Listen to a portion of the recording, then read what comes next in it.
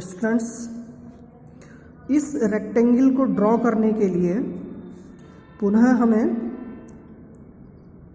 Rectangle की properties का use करना होगा। हाँ, क्योंकि हमें सिर्फ दो प्रॉपर्टीज़ पता हैं इस क्वेश्चन के अकॉर्डिंग। हमें एक साइड दी हुई है 6.5 सेंटीमीटर की और डायगोनल की लेंथ दी हुई है।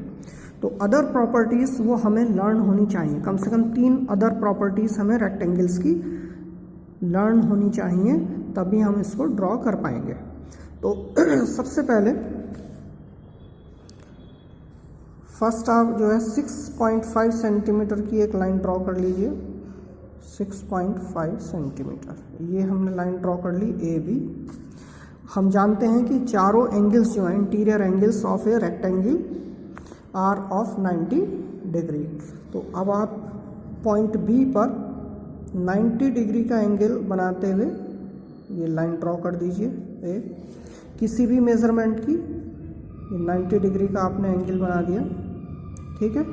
अब आपको एक डायगोनल पता है, तो यहाँ से पॉइंट ए से अब आप एक डायगोनल की लेंथ है 8 सेंटीमीटर, तो आप 8 सेंटीमीटर की डिस्टेंस आप अपने कंपास में लीजिए और उससे आप लगा दीजिए एक आर्क।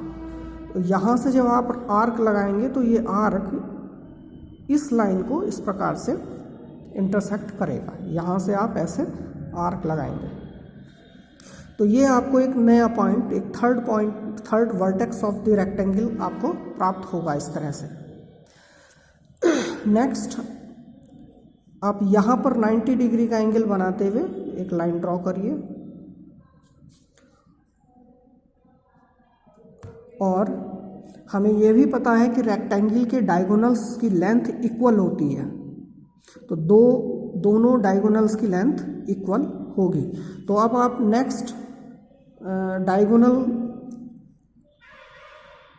वाले पॉइंट यानी बी से आप एक उतने ही 8 सेंटीमीटर का ही आप एक और आर्क ड्रॉ करिए जो कि ये उस वाली लाइन को इंटरसेक्ट करेगा। ये आपको 4th पॉइंट मिल गया डी, और इन दोनों पॉइंट्स को आप मिलाते हुए ये लाइन ड्रॉ कर दीजिए।